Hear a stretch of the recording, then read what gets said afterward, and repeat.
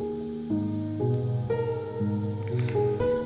hosts feel it would be a little unkind to present this podcast without just a word of friendly warning. We are about to unfold the story of Frankenstein, a man of science who sought to create a man after his own image without reckoning upon God. It is one of the strangest tales ever told. It deals with the two great mysteries of creation, life and death. I think it will thrill you. It may shock you. It might even horrify you. So if any of you feel that you do not care to subject your nerves to such a strain, now's your chance to. Well, we've warned you.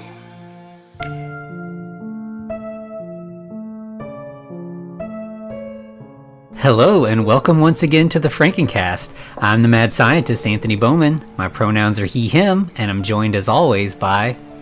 the guy in the back who may or may not be an alien from transsexual Transylvania.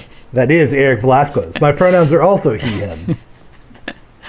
Yep, so we're finally here. I feel like we've hinted that we're going to do this. We have to do this. Let's do the time warp again. Yeah. Yeah, and it's been a couple years since I've seen this, and I was really excited to get into it again. It holds up. I mean, of course, it's like the longest running theatrical film of all time, I think. So like, there's a reason for that. It's fun. Yeah, listen, kids, make sure to roll your hot dogs and wear your best lingerie for this one. Yeah. But yeah, I mean, and also we were just talking about it, and it's weird how stories. Oh, by the way, happy Halloween in March. That's a bit now. We're doing it. All right. Anyway. But yeah, how relatively tame this is, especially compared to something like the Herbert West from Trauma.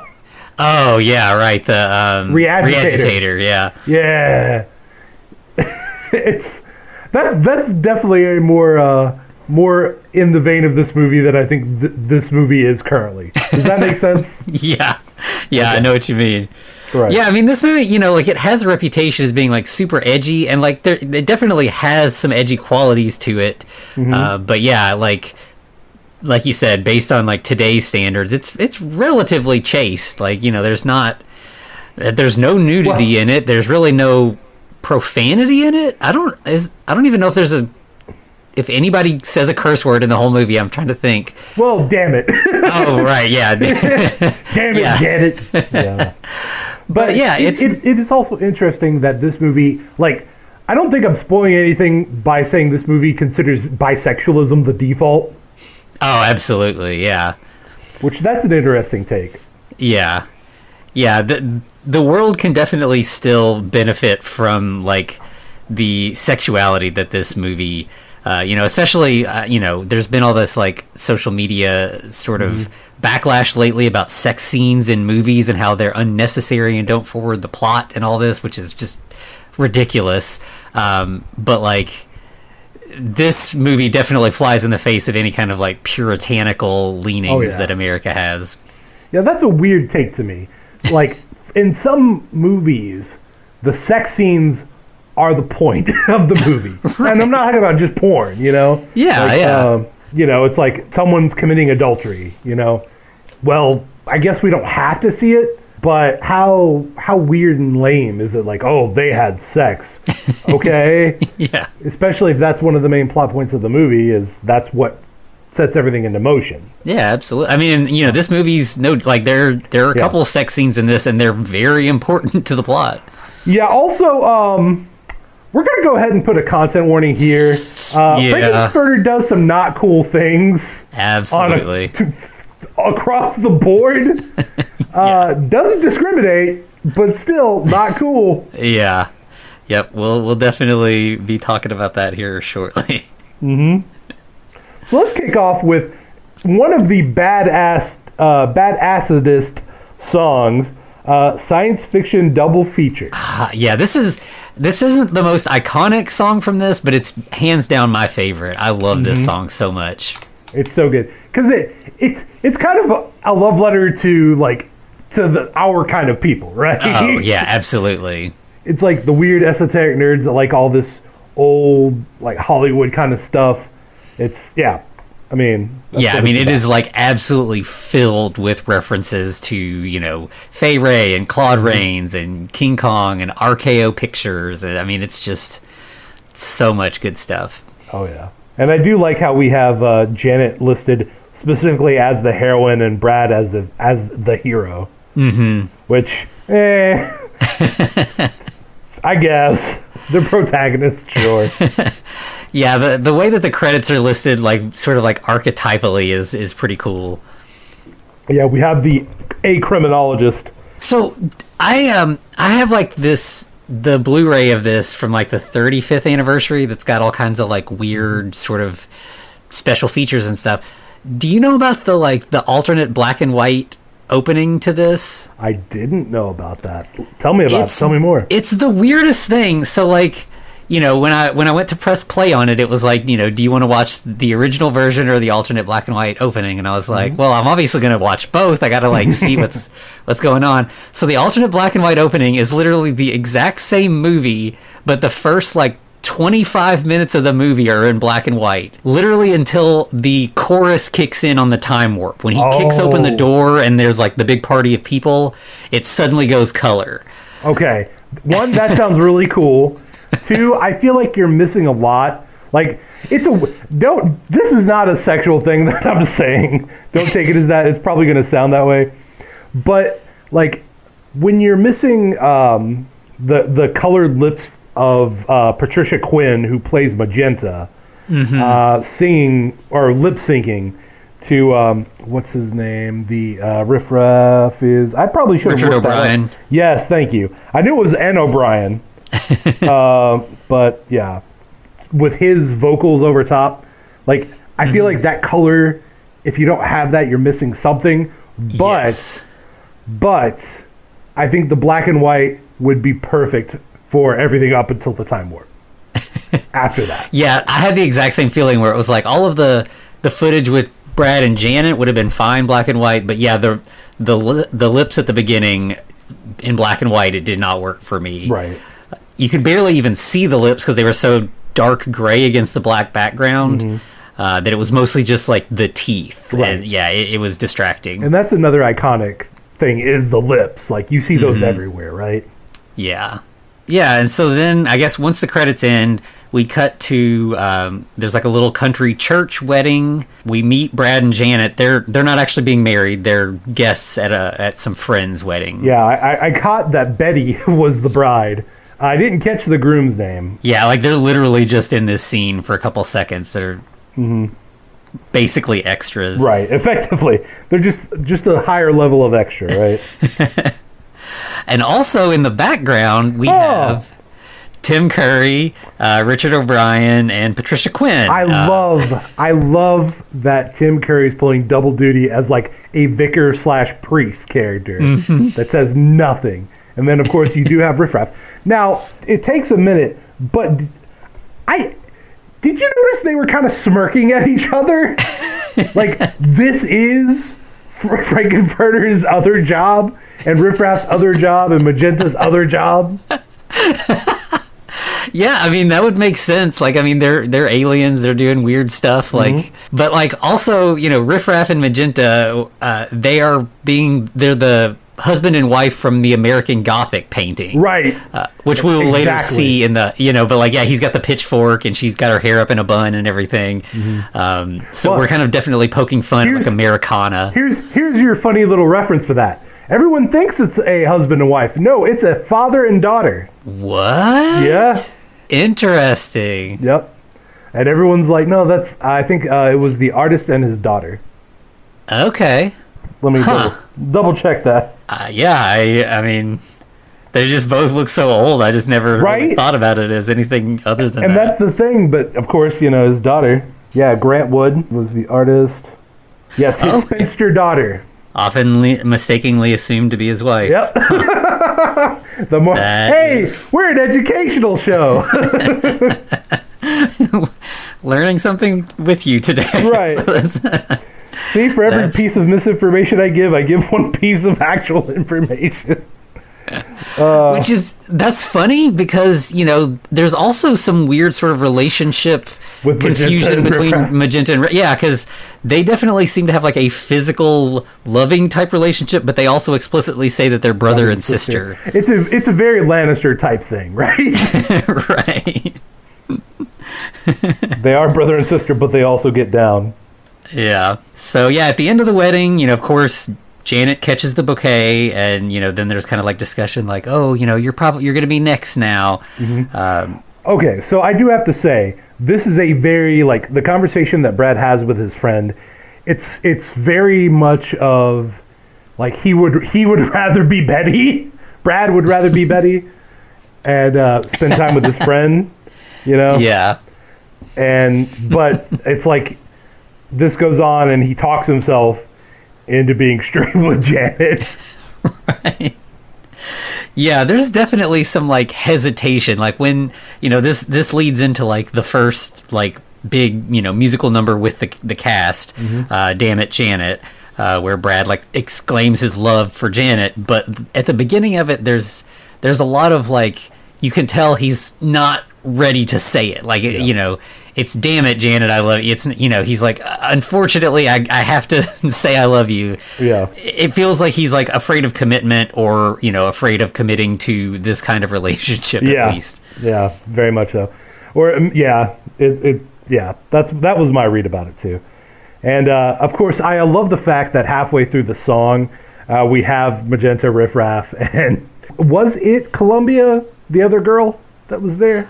Oh, I didn't notice, but that would make sense. I feel like it is. But anyway, they bring in a casket, and they're basically every time, the characters say their names, like Janet, those characters mimic Janet. Yeah, and like monotone voice. Right. And when oh Brad.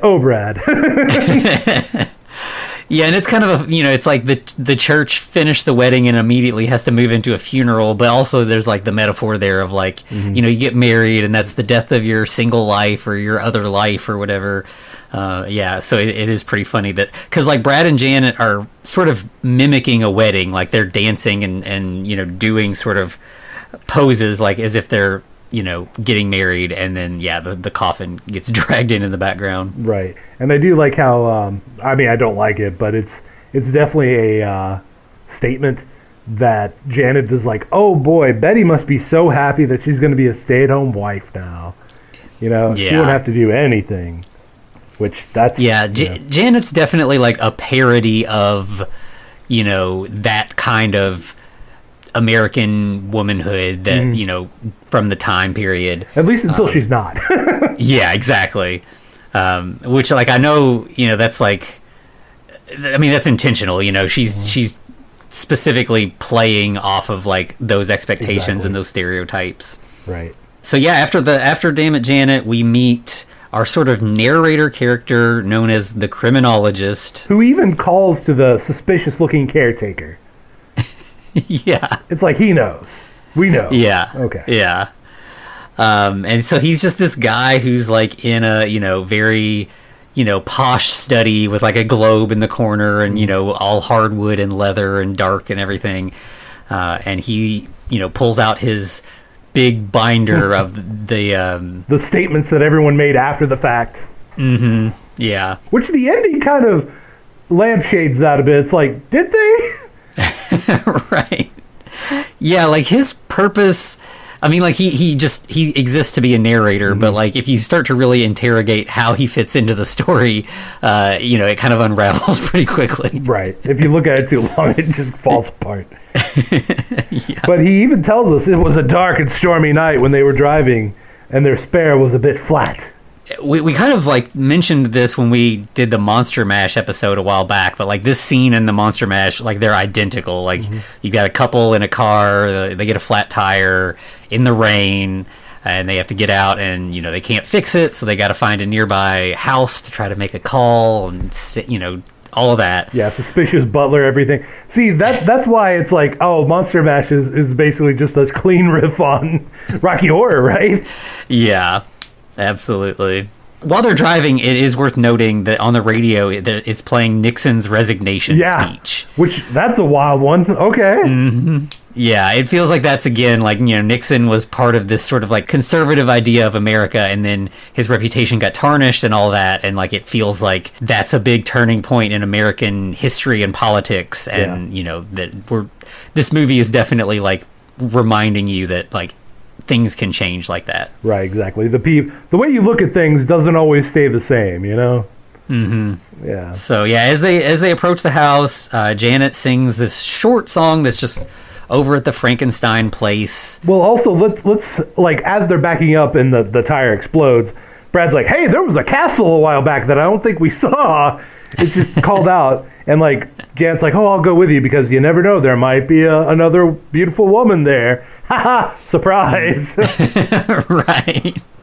It's not the beautiful woman you got to watch out for with Brad. And they also make a reference to, like, seeing a lot of motorcycles. Right. And then as they get close to the castle, there's, like, a bunch of bikers leaving the castle.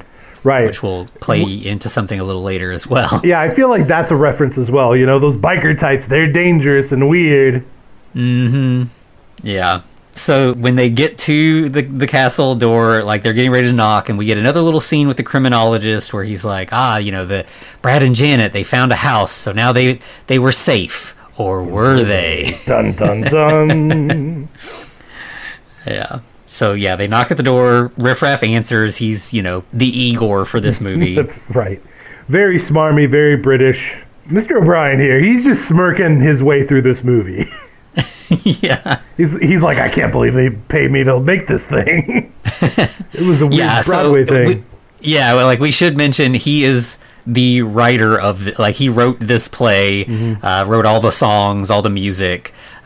So yeah, he's sort of the central creator behind this. He didn't actually direct the film, but when it was originally in play form, I think he directed that. Yeah, I guess we should mention that Janet's played by Susan fucking Sarandon, if you didn't know.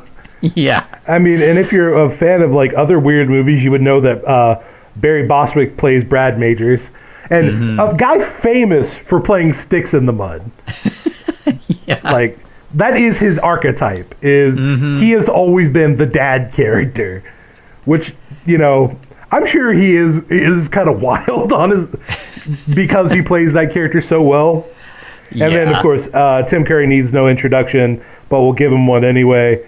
And then we have a little Nell Armstrong, I believe, or she goes by little. Nell Armstrong is Magenta, or Columbia, sorry. Patricia Quinn, I mentioned, was Magenta. Jonathan Adams as Everett V. Scott. Peter Henwood as Rocky Horror. They actually gave him a name. It is his picture show. Even though he's one of the more minor characters. Yeah. Fair. And then Meatloaf, R.I.P., kind of got weird at the end for him there. He kind of got weird at the end. Yeah. And then Charles Gray, of course, as our criminologist. Gotcha. Yep. So Riff Raff he's playing up the creepiness right away. We get this sort of great, like, double entendre here where, like, Brad and Janet are standing there in the rain, and Riff Raff is like, you're wet. Right. And Janet's like, yes, it's raining. But yeah, like, in this, if it seems like it might be a sexual innuendo, it's a sexual innuendo. Yeah. Of course, and he invites them inside. You could clearly see Magenta's just hanging out on the banister doing something of the stairs. What? We don't know. It's probably just so she could slide down in a moment. But, of course, there's a party going on, and Brad notices that. And he's like, this is supposed to be a hunting lodge for rich weirdos. Yeah, which is not entirely untrue. Fair enough. And then, like, they're talking about, that there's this party and how, these people must be really lucky. And then that's when Magenta pops in and she's like, you're lucky, I'm lucky, everybody's lucky. Yeah, exactly. By the way, Riff Raff already has blood on his shirt. If you're looking for it, you'll see it. And I'm like, he's killed people tonight already. Nice. Okay. Right. Yeah, I'd buy it. That makes sense. Yeah, fair enough. So then we break into the most famous song from this movie, The Time Warp, which Riff Raff sings, and then eventually like Magenta jump. Pretty much everybody sings some part of this, and we also including get our criminologist. We also get another reference to the American Gothic painting in the background. Mm-hmm. Yep. Yeah, like Riff Raff's leaning up against a like a grandfather clock that's coffin shaped and has like a skeleton in it. Really and cool. Then, yeah, next to it is the American Gothic painting. Mm-hmm. But yeah, as I mentioned earlier, he then kicks in a door, and they're in this big kind of ballroom, and there's like all these people, and they're dressed all crazy. They're credited as just the Transylvanians in the credits. Right. Which it's interesting though. If you like, it seems like everybody at the party is also, or at least all the Transylvanians are all non-binary. Yeah, everything's very fluid in this for sure. And yeah, then we get like little intercut bits with the criminologist who declares when it's time to take a jump to the left. And a step to the right. Yeah.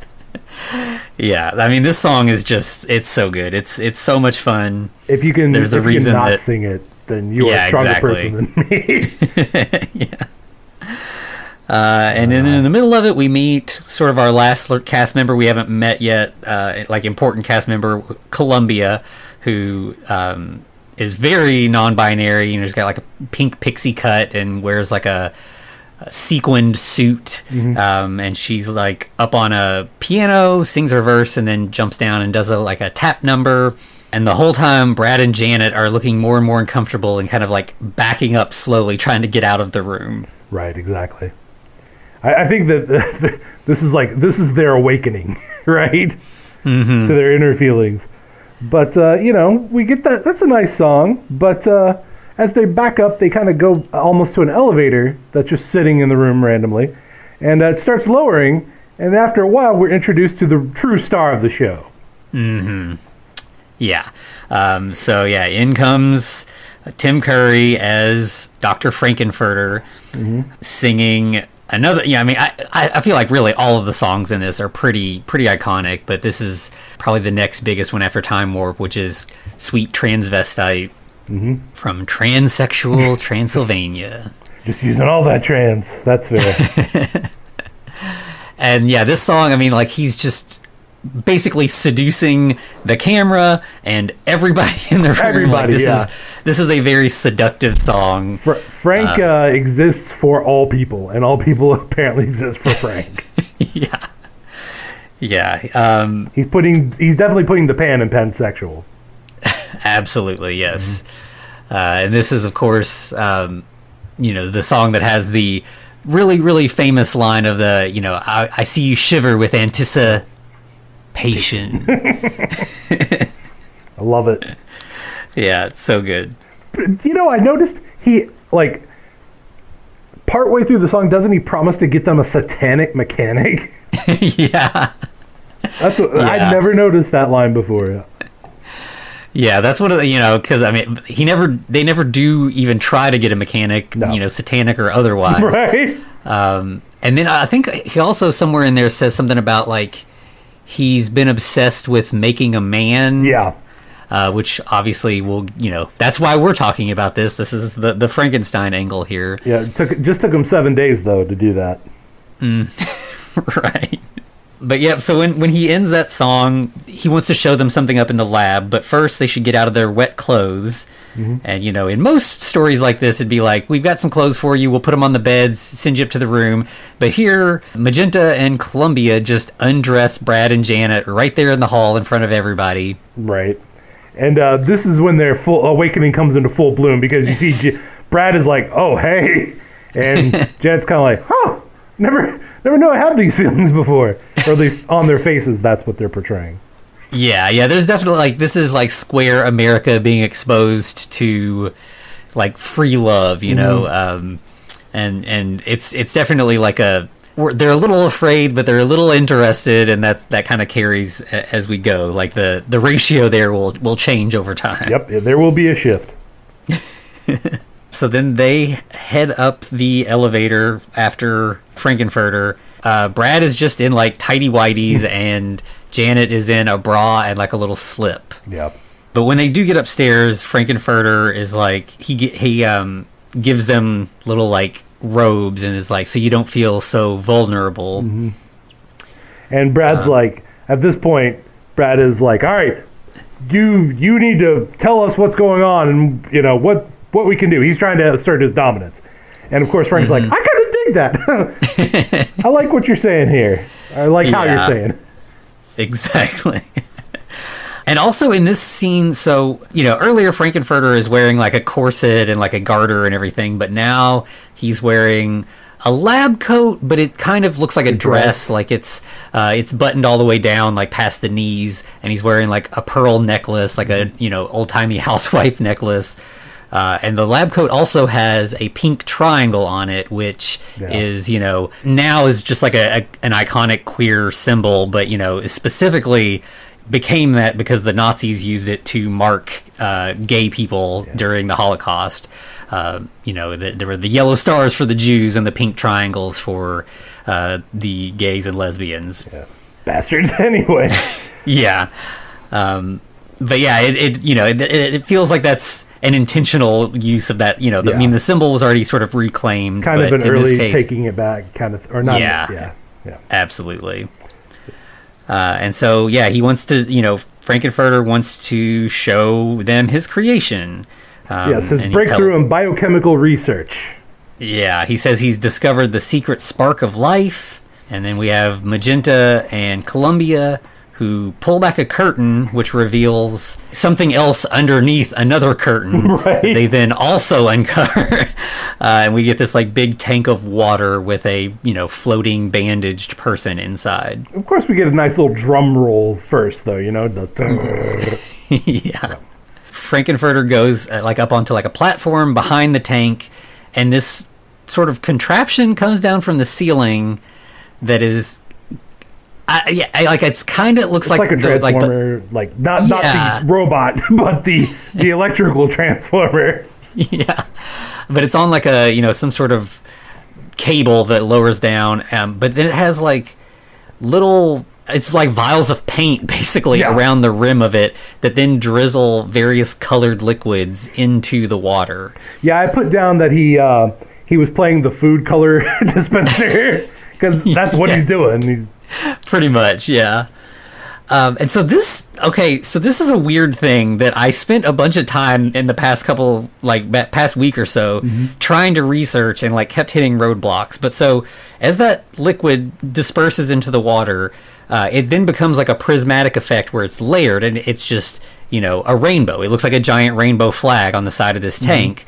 So the rainbow flag was adopted by the gay community in 1978. This movie came out in 1975. So you're saying this inspired the gay flag?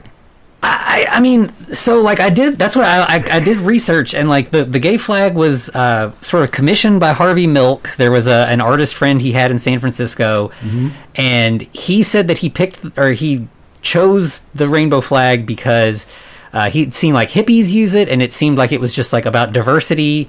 And also, he was a big fan of the Rolling Stones song "She's a Rainbow," and then other people in the gay community were also very into Judy Garland. So there was the "Somewhere Over the Rainbow" thing. Yeah.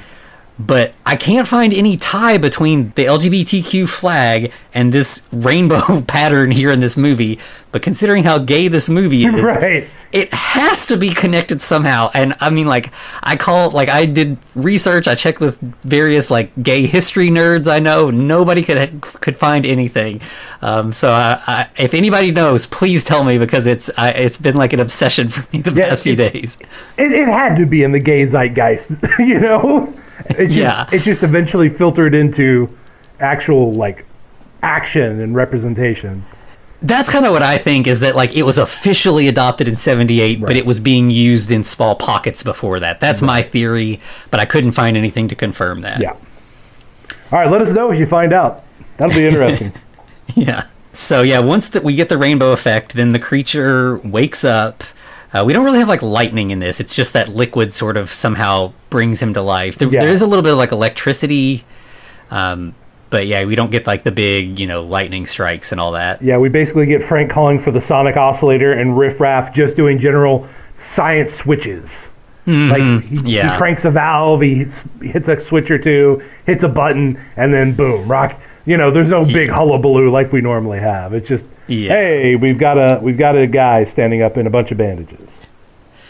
And so then when he stands up, like, he's just dry. He was in a tank full of liquid, but now the liquid's just gone. Right, just gone.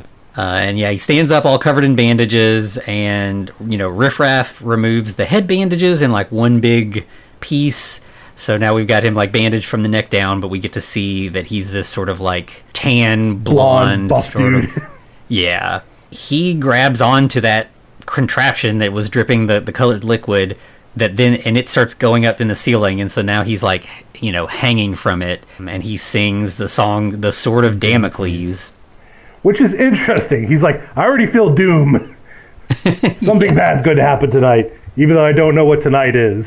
And it's really so, like, Rocky never speaks in this movie. He sings this song and then sings a verse in another song later. No, he does speak, but I guess it is a song. Because it's Creature of the Night.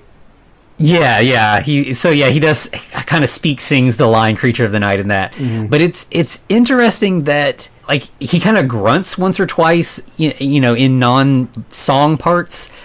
But of all the songs, like, this song is full of, like, references to, like, Greek mythology. Like, this is the smartest song in the movie, probably, in terms of, like, educationally smart. Like, this is, like, university information, and somehow this newly born monster who can't speak otherwise is singing it. Exactly. Literally seconds old. Yeah. So yeah, by the end of the song, like, he's back down on the ground, and, like, Magenta and Columbia remove the rest of his bandages so that he's just in, like, a little pair of, like, gold hot pants. Right. And Brad seems really interested in this at this point. Yeah, Frankenfurter does as well. Like, Frankenfurter kind of chases him around the lab a little bit, and, sings little parts of the song with him. The lab's really weird. It has kind of like a ramp that's kind of spirals up along the edge of the wall, and we've got some of the Transylvanians up there. Mm-hmm. And Frankenfurter chases him along that as well. So when the song ends, then, like, the various servants are starting to, like, compliment Frankenfurter on this scientific achievement, and one of them says... No, Columbia, specifically. Columbia's like, he's okay. But Magenta says he's a triumph of your will, mm-hmm. which is... the triumph of the will is, like, the most famous, like, Nazi propaganda film. There's a lot of weird... we mentioned the pink triangle, but there's just a lot of, like, Nazi imagery throughout this, which is strange, and, like, it's very intentional, but, like, it feels like it's butting up against sort of, like, the open and free spirit of the movie in a way. But that was also kind of like a punk thing. I think, we talked about that in one of the Frankenstein, I think Frankenstein 80 or 90, that, like, Nazi imagery was popular in the punk community. And I think that might be what's going on here a little bit. But yeah, it's definitely worth noting that there is some of that in here. We'll see a little bit more momentarily. I'll be honest, I feel like Magenta and Riff Raff are kind of almost Nazi coded later on. Oh yeah, so, which is funny because they're outfits, but but that's another layer. I mean, we've got Frankenfurter, like, there's all this, like, German stuff as well, mm-hmm. but then they're kind of aliens, and it's complicated. There's a lot of, this movie definitely throws a lot of stuff at the wall and just sees what's going to stick, and it's fun. It's wild that it does. But at this point, once Columbia actually just calls Rocky okay, Frank's pissed. He's like, "What the bitch, please?" Yeah, he's upset, and I mean, like, that kind of leads into him singing the "I Can Make You a Man" song, mm-hmm. kind of bragging about the ability of what he's done with this creation. Right. We also get a weird reference to the old Charles Atlas comic where the weakling's mm-hmm. on the beach. And he gets sand kicked in his face by the big buff dude, so he starts working out, and Frankenfurter's like, in just 7 days, I can make you a man. Oh, yeah.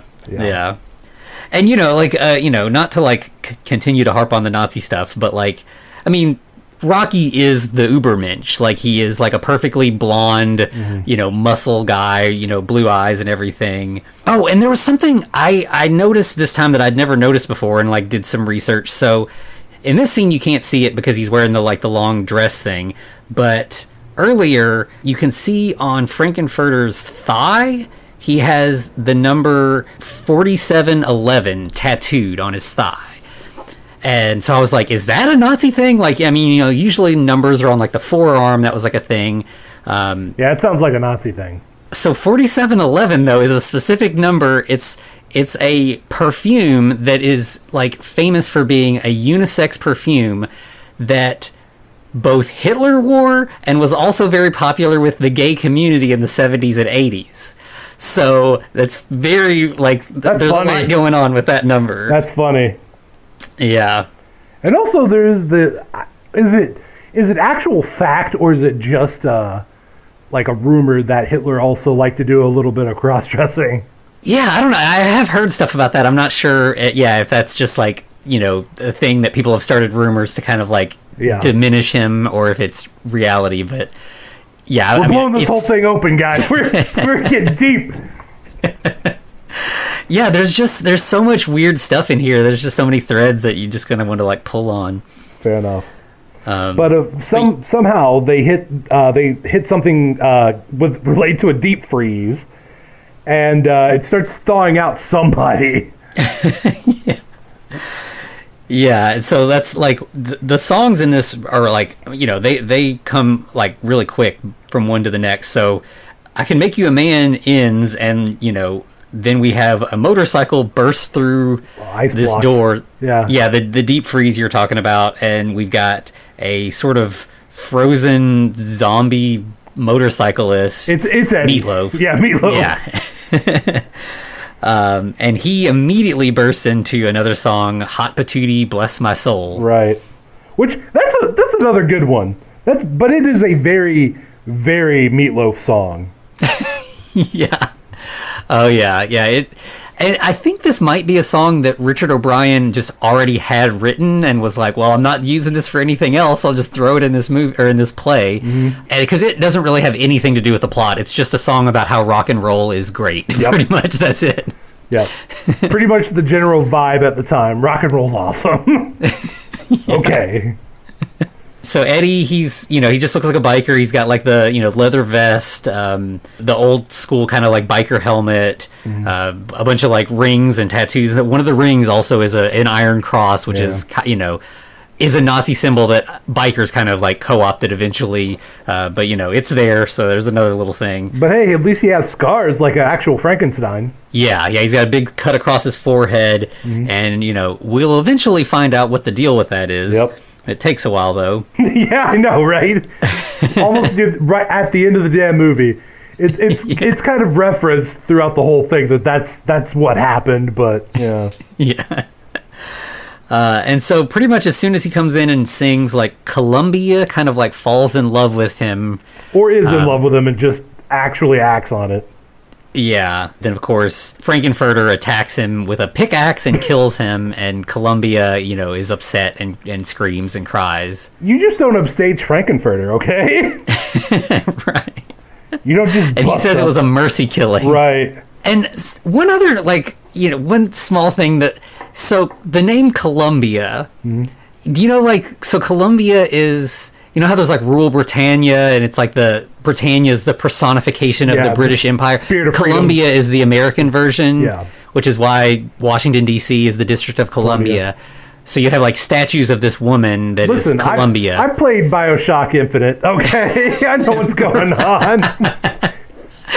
So, but I wonder if that was an intentional naming choice here as well.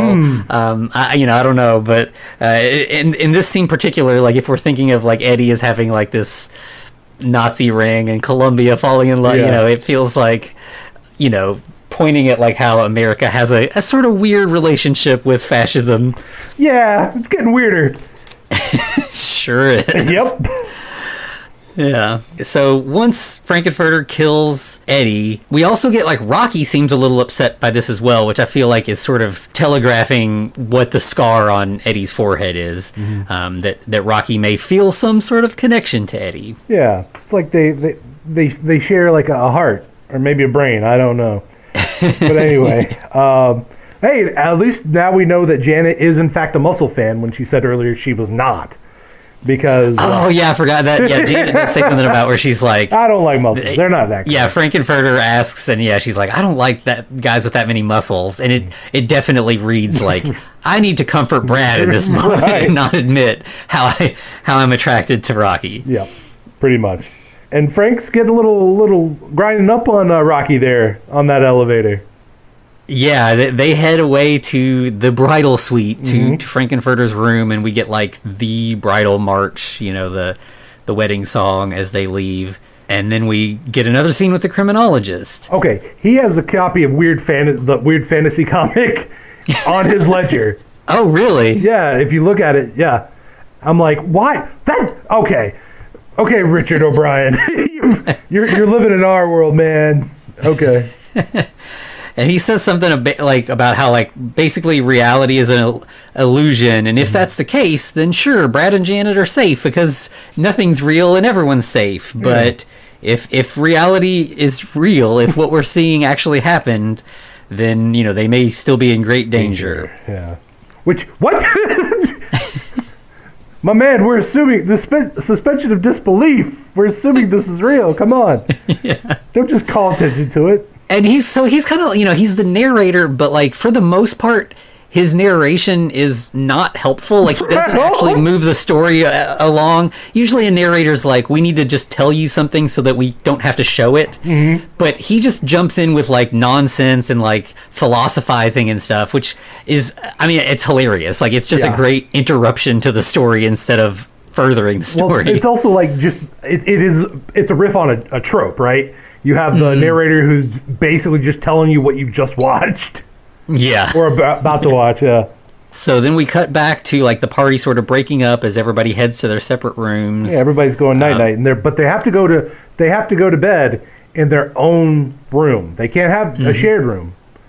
Because Brad and Janet aren't married. That's not appropriate, so they need to go to separate rooms, right? Yeah, But we noticed that Riff Raff and Magenta got a little voyeuristic camera in there. Yeah, they're just watching over the closed circuit TV. Mm-hmm. Pretty much everything that happens for the rest of the movie, somebody is spying on somebody else. Yeah, but this is also a scene where Riff Raff and Magenta are like, "Hey, you want to, do it?" Yeah. And so first we see Janet go into her room. And this shot is just great. So it's a dark room with a very gauzy curtain. Yeah, the bed has a canopy kind of thing, and it's it's a red curtain that puts Janet into silhouette basically. Mm-hmm. So she gets into bed, and then Brad comes in and he's talking to her. Yeah, he wants her to be safe and take care of her, right? Yeah, and so they're kind of having a little moment. She pulls back the blanket and invites Brad to get into bed with her, and he kind of gets on top of her, and there's this moment where she's I know I've been saving myself and we've been waiting, but it's okay. I think that I'm ready. This is our moment. Yeah. Great, because it turns out Frankenfurter impersonated Brad and is now trying to get it on with Janet. That's what happened. Yeah. The way it plays out, it seems like he doesn't reveal that he's not Brad until they're in the middle of the act. Well, Janet calls him on it. She's like, "Wait a second, you're not Brad." Yeah, she pulls off the Brad wig, and we can see Frankenfurter's hair. Yeah, and again, this is all in silhouette, so it makes if the room is dark enough, it makes sense that he could fool her for a little bit. Right, which I don't know about that, but okay, for a little bit, but not this far. But eventually, Frankenfurter does talk Janet into having sex. Mm-hmm. Yeah, so there's this bit where she's upset and she hasn't consented to what's happening, right. But then he sort of he coaxes her into it. This scene is definitely one of the dicier scenes. It feels like it's a metaphorical thing. This is Frankenfurter is giving her permission to have a sexual awakening, but it's hard to not make note that this is not consensual to start with, and even beyond the opening thing, there is still some coercion kind of stuff in this.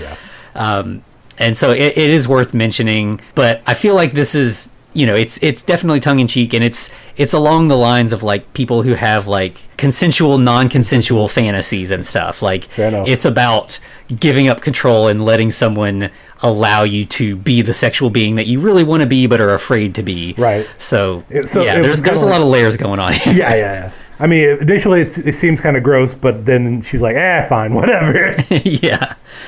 Yeah, so she's into it by the end, and at least there's that. Right. And then we get a scene that's very reminiscent of like the original Frankenstein movie, not the book, because Riff Raff's cleaning up, and then him and Magenta kind of give each other an evil smirk, and he basically grabs a candelabra that's on fire and just chases Rocky around with it, just to torture the guy. Yeah, it's definitely like Fritz with the torch. Mm-hmm. And I also was thinking about, so like candelabra, this is like an old Gothic castle. Candelabras are a normal thing. But candelabras are also like the signature item of Liberace. Oh, okay. Like he was known for having a big candelabra on his piano. Like that movie about him a couple years ago was called Behind the Candelabra. Yeah, exactly. So I wondered if that, because like Liberace's like the most famous gay person like of all time, basically. Right. So it felt like that might be a reference. I don't know. I might be like just really digging into this a little too hard. But also, I forgot to call this out. Did you notice that Rocky was sleeping under like a stained glass image of Atlas holding up the world? Oh, yes. Yeah. Okay. So there's some good Charles Atlas stuff there. And he's handcuffed to the bed, which like harkening back to the Frankenstein movie, the creature is handcuffed in his cell. But these are like, he's handcuffed to a bed, so there's definitely some like S&M kind of sexy kind of stuff going on here as well. It would be a few more years before they would learn about putting people under the bed in their cage. Yep, so ultimately Rocky breaks free of the chains and runs away. Then we get a make-out session with Riff Raff and Magenta. Yeah, Riff Raff does not try to chase Rocky down. He gets distracted by Magenta, and he's like, "Yeah, let's just go neck over here in the corner instead." Exactly. And then we get a like perfect echo of the earlier scene with Janet, where now Brad is in a bed. He's silhouetted. It's the same gauzy bed, just with a different light filter. Yeah, it's like whitish lighting now instead of like the pink. Yeah, because masculine blue, feminine pink. Yeah. Yep, absolutely. And Janet comes in and is flirty with Brad and climbs on top of him. Right, like she's gonna ride him, but then it's like, wait a second, you're not Janet? Freaking Ferdy, you did it again. Damn it. You old scamp. Right. By the way, I like how it looks like Frank's basically gonna wear Brad's ankles as earrings. Like it's like it was already assumed that Frankenfurter was going to be the top and Brad was the bottom. Yeah, because he's like, what would Janet think if she saw you like this? No, don't do this. What would Janet think? Yeah. Yeah. And he's like, well, I don't know. Maybe she'll be happy for you. I don't know. Are we going to do this or not? Yeah. And then, Frankenfurter starts creeping down in the bed a little bit, and Brad's like, okay, I could go for that. Yeah. It took a lot of convincing for Brad. Still pretty gross, but Brad was definitely more like, it took less convincing for Brad. Yeah. It's definitely like moment for moment like a recreation of the previous scene. Like it's the same deal. Brad getting the permission that he needs to explore this side of himself that he wasn't comfortable with. Yeah. But yeah. And then Riff Raff pops into the room at the end of this scene and tells Frankenfurter that Rocky has escaped.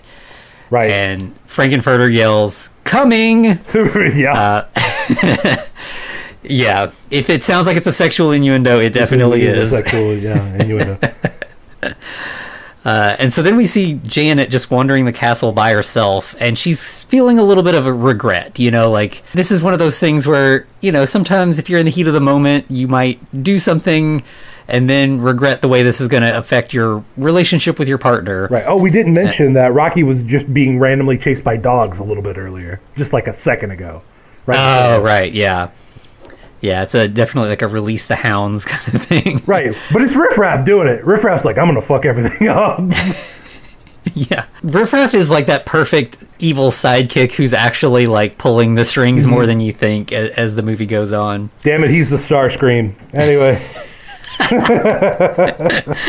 Yeah. That's going to become more relevant later. Anyway.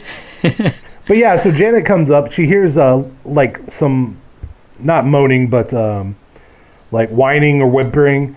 And turns out there's Rocky hiding in his vat. Like he's returned to the place of his birth, you know, and taking comfort there. And she rips off a little bit of her skirt to bandage him up a little bit. And Rocky's like, hey now, wait a second. So he has his own little awakening even after he spent a night with, or some time with Frankenfurter. Yeah, and but before she sees Rocky, there's one. So you know she's having that little bit of regret, and then she sees on the closed circuit TV that Riff Raff and Magenta have been spying on people. She sees Brad and Frankenfurter in bed together, and yeah, Brad's smoking a cigarette, so it's like that's what happened. And she's like, Brad. Yeah, she's a little bit, you know, she's upset, but like it's one of those things where it's like she can't be too upset because she just did the same thing. But then, like you said, then she sees Rocky, and I think she, you know, she already had an attraction to Rocky, but now she's seen that Brad's exploring things, so she kind of has permission to continue to explore herself. We're going to start this relationship open. Right. So that leads into her singing the song "Touch It, Touch It, Touch Me." Yep. And then at the climax of the song, we get literally everyone in the movie, basically, just saying "Creature of the Night." Yeah, like the chorus is "Touch me, fulfill me, creature of the night." And everybody gets in on it. It's kind of like this weird sort of like fantasy scene where like Janet's laying down and Rocky's on top of her, and then but like various people are on. It's sort of like her. I think she's just fantasizing about possibly having sex with everybody in this movie, and you know, seeing what works and what doesn't for her. Right. And also, we do get some fun little snippets with Magenta and Columbia watching her, and also singing the chorus. Yeah, they do the monotone thing again, where she says like, Janet says, "I want more," and they're just like, more. And like this song is, I mean, there's no innuendo. This song is just like straight up like about how horny Janet is. Like it is just a sex song. Good for her. So yeah, she's had this moment now with Rocky. You know, she's given herself permission to explore her fantasies and interests and everything. Frankenfurter comes in and fucks everything up because he just starts like smacking Riff Raff with a whip. Oh yeah, because he's mad at Riff Raff for losing him, and then sees on the TV.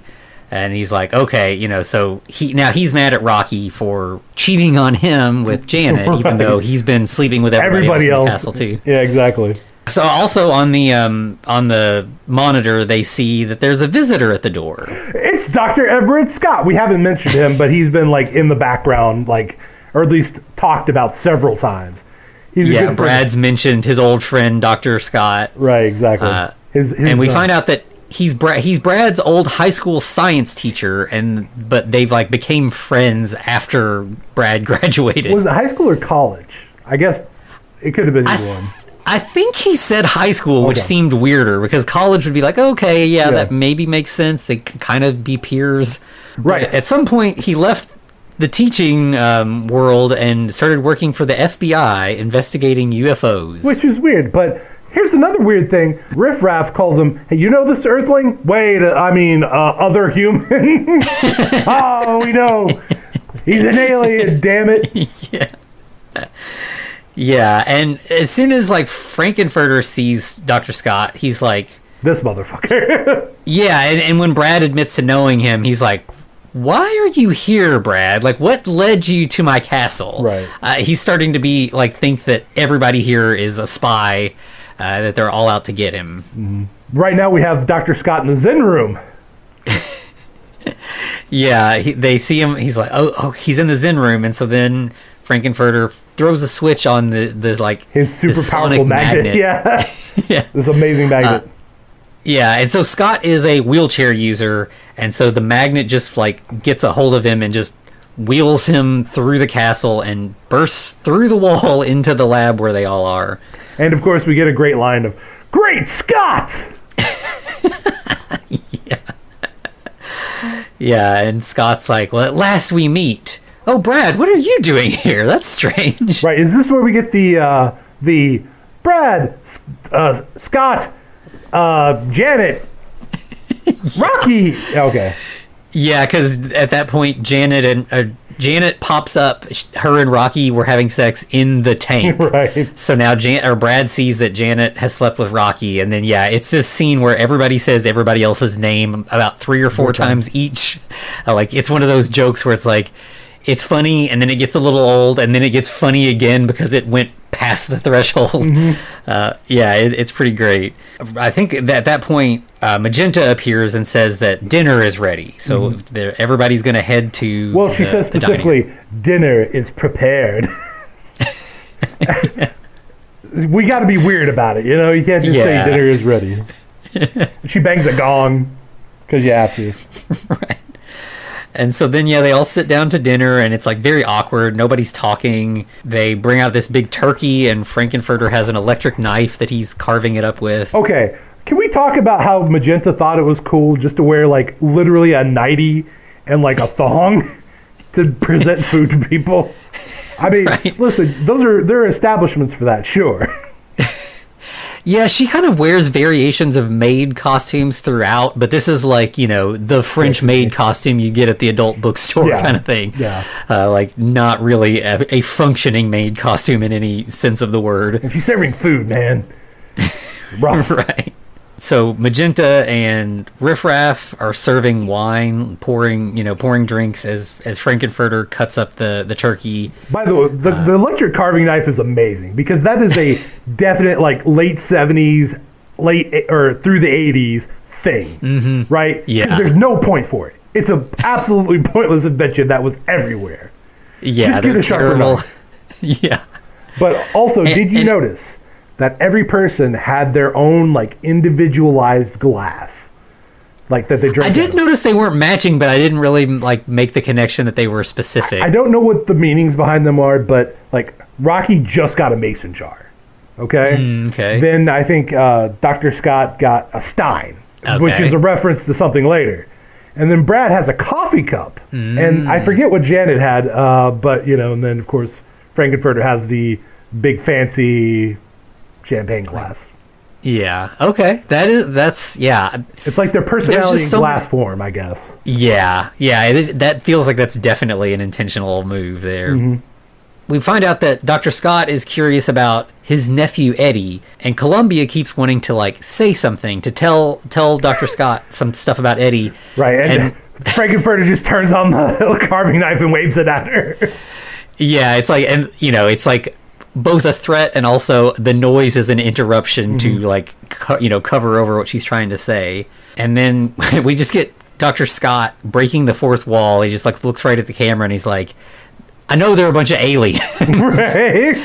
So like if you hadn't caught on, like at this point, we know that he's this UFO investigator and he's here because he knows that they're all aliens. Right. Of course he knew Eddie was also running with a bad crowd, didn't know they were this bad. And Frank's like, that's very interesting, Dr. Von Scott. Dun, dun, dun. Like it was, that's a big thing, I guess. He's German. Maybe, Project Paperclip. Yeah. Could be a little bit more of that Nazi stuff. Yeah. And then Dr. Scott then sings his musical number about Eddie being a rebel, and it's called Eddie's Teddy. Right. I didn't think I liked that one, but it's kind of grown on me. But like what a reference in that, like when his mother died, he just wanted rock and roll porn and motorcycles.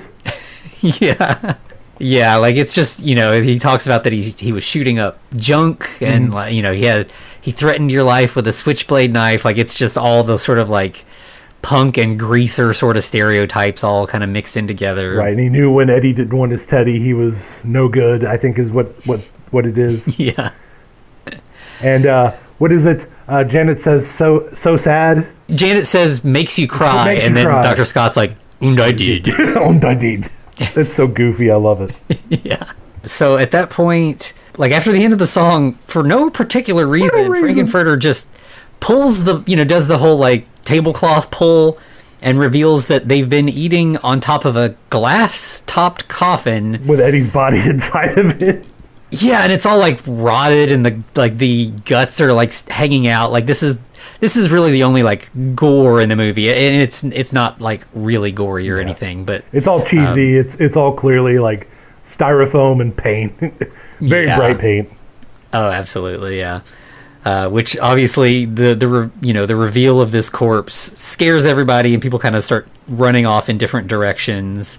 Frankenfurter follows Janet and sings the song that it's called Planet Schmanet Janet, but like I think most people know it as like Wise Up Janet Weiss, right?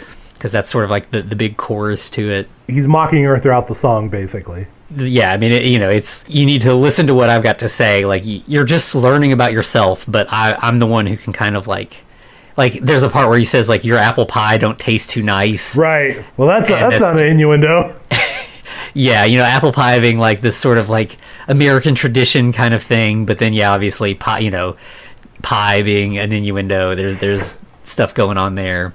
Where did that? I don't want to know where that came from, but I also do. I get it, but also really. Okay. Yeah. All right. But yeah. So but at the end of the song, Frankenfurter, uses his transducer to glue everyone into place. Yeah, they're all like magnetized to the floor, basically. Mm-hmm. They start singing a song that's like, "You're a hot dog, Frankenfurter," right?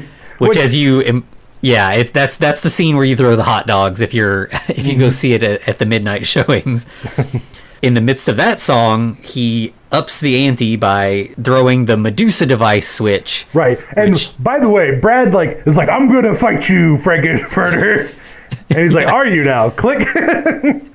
Immediate statue. Yeah, everybody gets turned into, but they're turned into a classical Greek statue in the various poses that they're in at the time, but they're also nude. So they were in clothes, but when they're turned into the statues.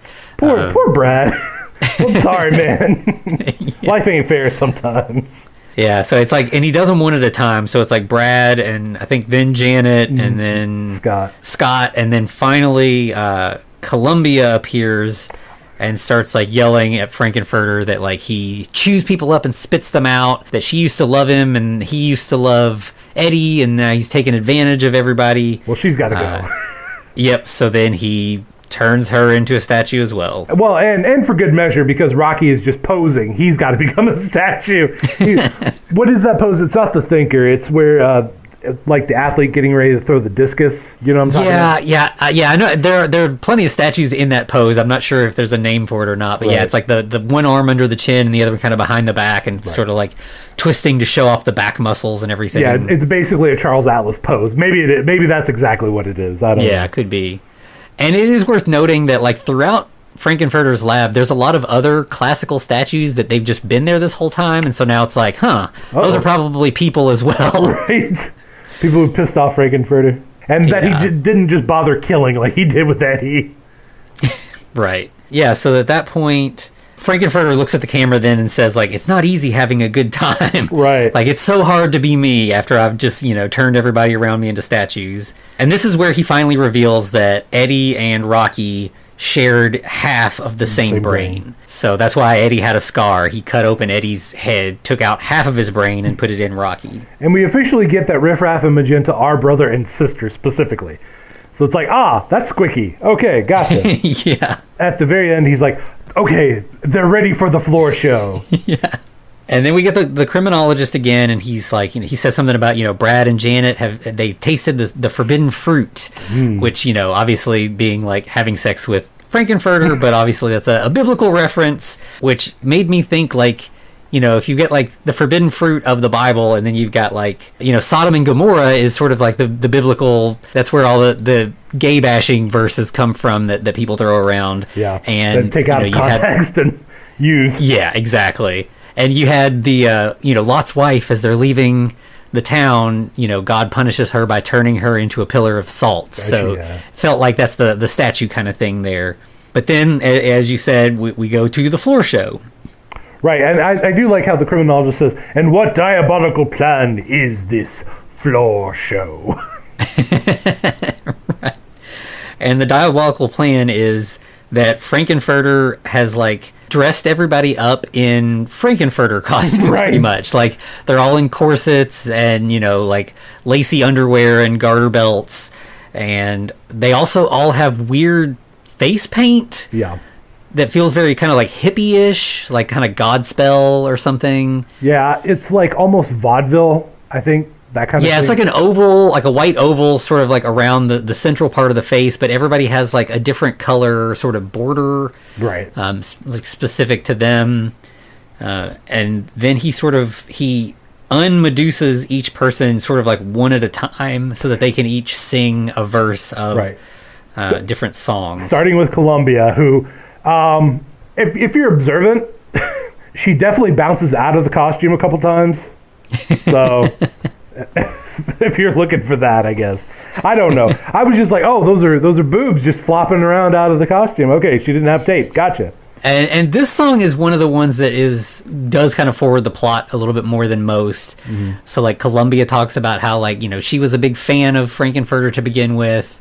You know, and this song's called Rose Tints My World. Yeah. And it feels like it's kind of like, here's how we've all sort of taken for granted what's going on around us and how it's been sort of our undoing. Mm-hmm. So, you know, Columbia supported Frankie and then ended up being, you know, turned into a statue. And then Rocky was just 7 hours old, but he's like really horny. Yeah, he talks about that, like, he can't control his libido and it keeps getting him into trouble and pain. Right. Which doesn't, though? Like, really? Yeah, I mean, he's had, you know, pretty good situation other than being a statue for a little bit there, but other than that, not too bad. And then we get Brad's thing and find out he's got some, like, serious mommy issues. His is all like, help me, mommy, I'll be good. Right. He says something like, take this dream away. Right. And then he's like, well, but I feel sexy. And, you know, again, he's wearing, you know, panties and a corset and a garter belt. So, like, you know, as we've been saying, there's definitely a side to Brad that he doesn't know what to do with just yet. Right. At that time, it's probably a dangerous side to explore because it hasn't gotten much better, sadly enough. But Barry Bostwick definitely seemed to be enjoying his time doing sexy poses. Yeah, like he's like almost doing the splits. Like he's a very flexible man. Like good for him. Yeah. And then we end with Janet, who, you know, she's great. Like, she's happy. Yeah. She talks about her confidence has increased. She's feeling good. Her mind's expanded. Yeah, she's feeling great about her situation, pretty much. And of course, we get to cap it off with Frankenfurter appearing in front of an RKO tower. Mm-hmm. And starts kind of a reference to the first song of the movie. He's like, "Whatever happened to Fay Ray?" Yeah, so the first song mentioned Fay Ray and also mentioned RKO, and so now, we've got the tower. Mm-hmm. And if you're not familiar with RKO, I mean, like, basically, of the classic horror stuff, they're like the next one below Universal. Mm-hmm. Like, if there's a classic horror movie that Universal didn't make, it's most likely RKO. Like, they did King Kong and Cat People and, you know, a lot of those. Like, they're very... And that logo is just very iconic with that big tower. Oh, yeah. At that point... Yeah, that song that Frankenfurter is singing is "Don't Dream It, Be It," and this is sort of like the sort of like encouraging song. Like this is the takeaway from the movie is like whatever thing you're feeling, you know, Brad, if you feel good dressed up in women's clothes or whatever, don't dream about it. Like be what you want to be. You know, experience the world in the way that makes you happy. So yeah, this is a, you know, as far as this movie is pretty campy and trashy and, you know, but this song is, I mean, I think it holds up as like a you know, a positive message. Yeah. And it's also interesting that, like, so Frankenfurter dives basically into a Titanic lifesaver in a pool, and it almost seems like everyone else is entranced. Like, he has a new group that's now entranced by him, right? He has a new kind of riff-raff in Brad and Magenta and Janet. Yeah. Because they all are now, like, pulled into him. Like, he is a magnetic force, and they all have to go to him. And they basically make a love pile in the middle of the pool. Yeah, it's like 1 part, like, Busby Berkeley synchronized swimming and, like, 3 parts orgy. Yeah. But as that's all going on, then we cut away, and Dr. Scott has suddenly been released from his statue prison as well. Yeah, basically the switch flips itself for him. Yeah. And he is, in his wheelchair and everything. Like, he's got like a blanket over his legs and everything. But there's something pretty not common quite thing. right there.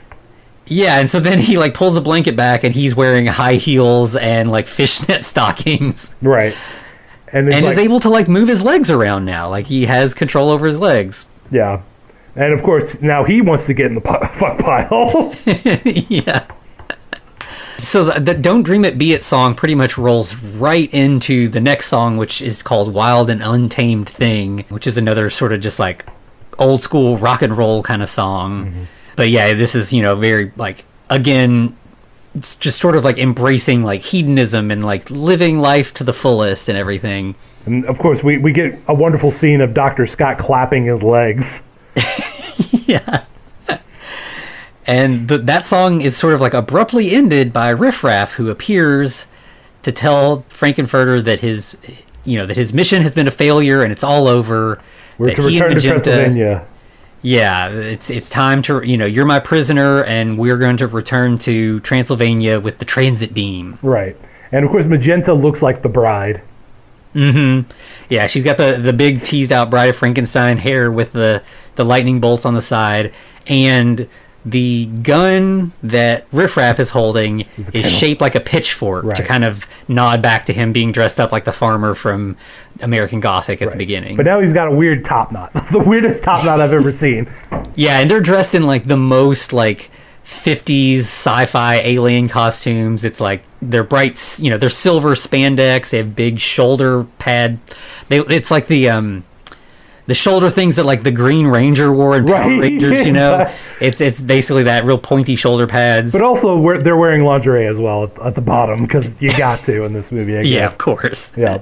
Yeah, I feel like that's the thing, is like that's just what people in, on Transylvania, or transsexual Transylvania wear. Right. Fair enough. It's just their normal garb, right? Yeah. And so, of course, Frankenfurter has to admit defeat at this point. Like, they've got him, dead to rights with the laser gun and everything.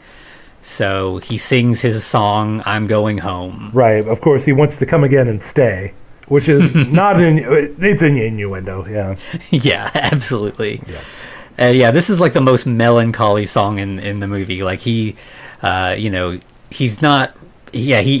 doesn't want to go home. Like, he wants to stay here with these people in this, this feels like, sort of like the found family thing that's such a big part of like people in the gay community. Like, you have your birth family that maybe doesn't accept you for who you are, and so you want to build this place that accepts you and these people who see you for who you really are. Yeah, I think it's very atypical, like just atypical in general, like personality, right? Because you've got nerds that do this, you've got obviously people in other minority groups that do this. You got to find your own family where you can. Yeah, absolutely. So there's definitely, like, this song is very bittersweet. It feels like he's saying I'm going home, but it feels like a defeat. Like, he's not necessarily thrilled about going home. Right, but of course, because Frankenfurter is Frankenfurter, and Frankenfurter is absolutely a little bit of a narcissist, he dreams that he kind of has a vision where he's taking his final bow, and everyone's asking him to sign the autograph.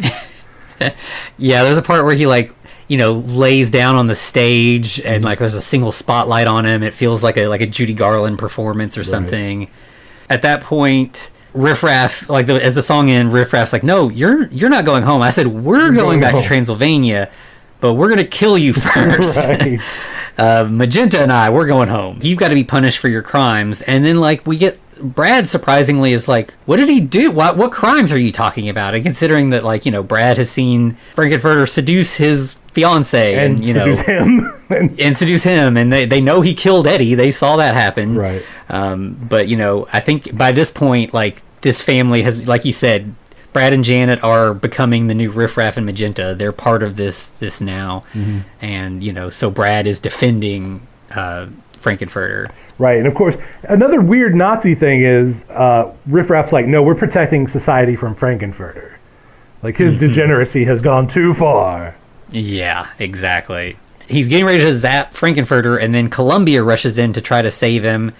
So Riffraff zaps her first, and then starts firing at Frankenfurter. He falls down, and there's like white gauzy curtains fall over him, and he's kind of like cocooned. Right. And then Rocky comes out, pulls the curtains away, and picks him up, and we get this like obvious King Kong moment. Yeah. He climbs the RKO tower in the background. Right, but it doesn't seem like Riffraff's laser beams are working. Yeah, like they hit Frankenfurter, but they just bounce off of Rocky. So he gets up to the top, but when he does, the tower ends up falling, and it crashes, dropping them back into the swimming pool. Right, which they should survive, but apparently they're both dead now. I mean, at least Rocky should have survived it. Yeah, you would think. I don't know if it's like the laser electricity in the water or what. Yeah, I don't know. But because then there's like, Magenta says something like, you killed them, and like Riffraff gets like really, he's like, they didn't care about me. I don't care about them. Right, Magenta's like, well, you killed Rocky. Rocky liked you. Which, really? Really? And he's like, they never liked me. What? You never liked them? But Scott approves. He's like, you did good work there, Riffraff. Which is like, okay. Yeah, and of course, he's like, Frankenfurter killed my nephew Eddie, so... Yeah. But, I mean, Riffraff is definitely like the evil brains behind this, and if he's like a UFO investigator, like he should be after Riffraff more than Frankenfurter. Right, especially now that Frankenfurter's dead. But at that point, Riffraff's like, all right, you all need to leave. We're about to beam this whole castle back to the planet Transsexual in the galaxy of Transylvania. Lovely.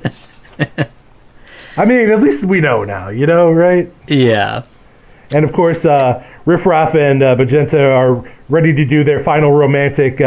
They get to finally do the time warp again. Yeah.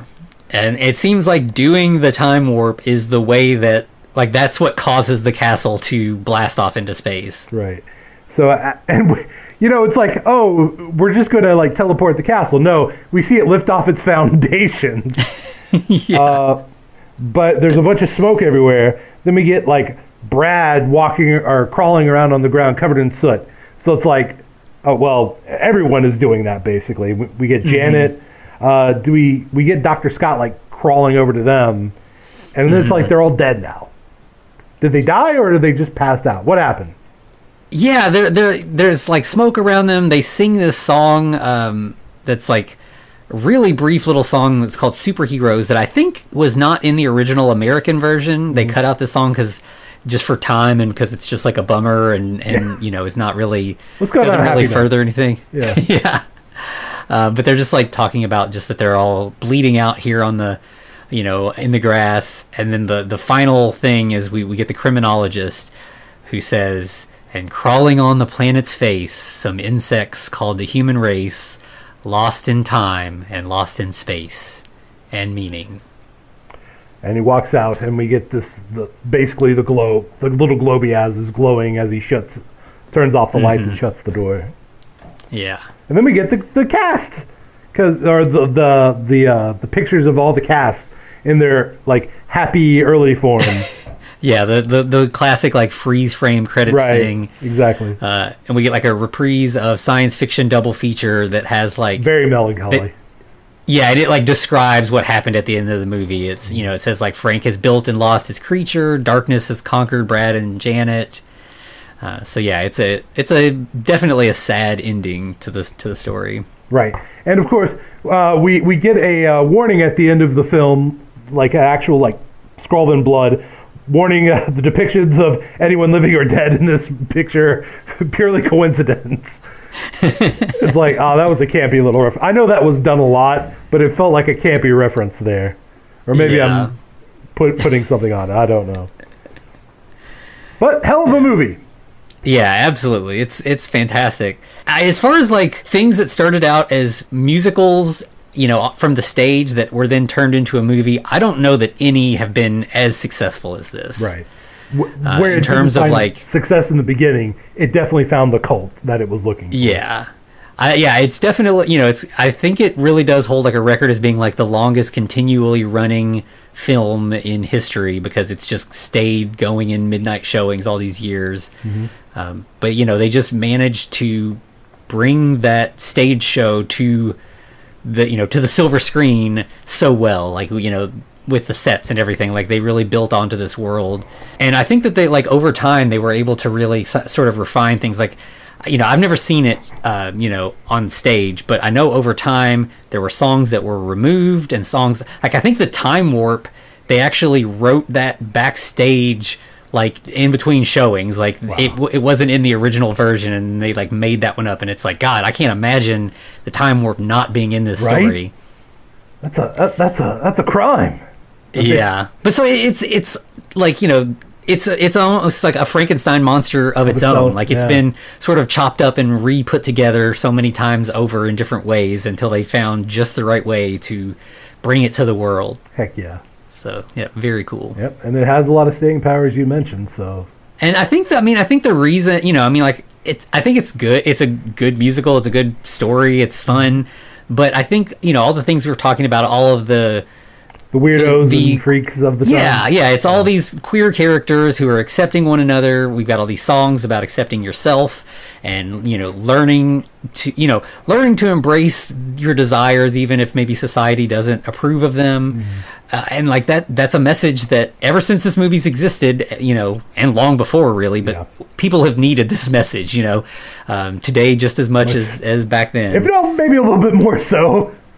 Absolutely, yeah. So, it like, when you have all this stuff where, like, drag brunches are being protested and stuff, like, of course, you're going to, people who, the weirdos and the freaks, like, they're going to want to find a place where they can congregate together and have fun and feel safe and explore explore these sides of themselves that they may, you could go to Rocky Horror and go dressed, as Frankenfurter and be like, well, I'm not personally really into dressing in drag, but it's the character I'm being, and you can see if you feel good about it. Like, it gives you an opportunity to try something that you might not otherwise try. Right. Like, it's a very welcoming movie that has created a very welcoming community, and it's really, really, really cool. There you go. All right, where can they find us, Anthony? So you can find us, on all the various socials, Twitter and Instagram primarily, but, look around on whatever one you're using. We're at the Frankencast and on all of them. You can email us at thefrankencast@gmail.com. You can find us on YouTube, and you can also find us at patreon.com/thefrankencast.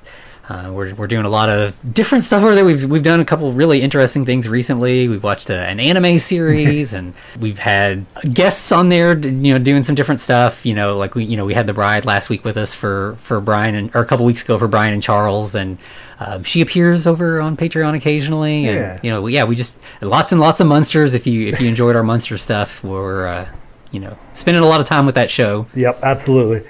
And if you like just the weird oddball stuff, we have a bunch of oddball stuff too that's just fun.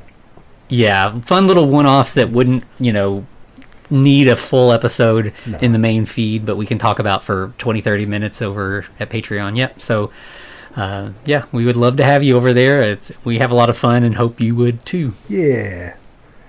Well, Anthony, you know what's scarier than just one reference to Frankenstein or one little Frankenstein in Halloween in March? A bunch of Frankensteins! An army of Frankensteins! Yeah, so we've had all this, like, sort of, the last couple of movies have been very lovey in one way or the other, and now we've made love, and now we're gonna make more for a little bit. So Army of Frankensteins is up next. Not to be confused with Frankenstein's Army, which, hint, we might be doing soon after that. Don't give away the game. We gotta keep these people hooked. What are you doing?